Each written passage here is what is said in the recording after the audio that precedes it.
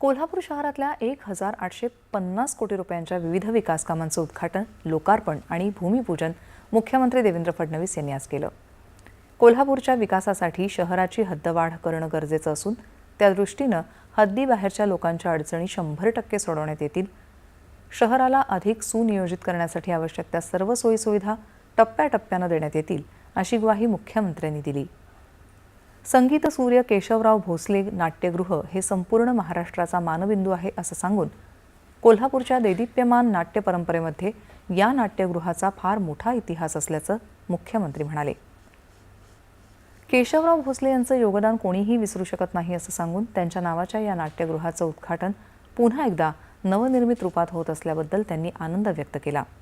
छत्रपती प्रमिलाराजे सर्वोपचार रुग्णालयातल्या विविध नूतनीकरण आणि आधुनिकीकरण कामांचं लोकार्पण मुख्यमंत्र्यांच्या हस्ते आणि उपमुख्यमंत्री सुनेत्रा पवार यांच्या उपस्थितीत करण्यात आलं. या रुग्णालयाचं वारसा स्वरूप जतन करून त्याचं पुनरुज्जीवन करण्यात आलं आहे. त्याचबरोबर ऑपरेशन थिएटरचं आधुनिकीकरण करण्यात आलं आहे. आपल्यासाठी अहोरात्र काम करणाऱ्या पोलिसांकरिता चांगल्या प्रकारची घरं असावीत या भूमिकेतून राज्य सरकार काम करत असून राज्यात पोलिसांसाठी 50,000 घरांचं नियोजन करण्यात आलं आहे. कोल्हापूर पोलिसांसाठी 17 मजली इमारत तयार झाली असून महाराणी ताराराणी पोलीस गृह संकुलात सुमारे 204 तर इचलकरंजीमध्ये 210 अशा 414 सदनिका या जिल्ह्यामध्ये उपलब्ध करून दिल्याचं मुख्यमंत्र्यांनी सांगितलं. राजर्षी शाहू महाराज यांचं समाधीस्थळ, अंबाबाई मंदिर परिसरात बहुमजली पार्किंग यासह विविध कामांचं लोकार्पणही यावेळी करण्यात आलं. कोल्हापूर आणि सांगलीमध्ये पुरावर मात करण्यासाठी जागतिक बँकेच्या सहाय्यानं महाराष्ट्र रेझिलियन्स डेव्हलपमेंट प्रोग्राम तयार करण्यात आला.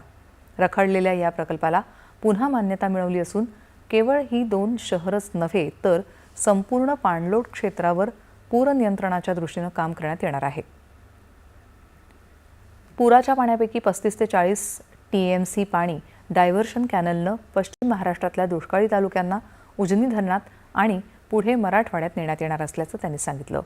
उपमुख्यमंत्री सुनेत्रा पवार, पालकमंत्री प्रकाश आंबेडकर या कार्यक्रमाला उपस्थित होते.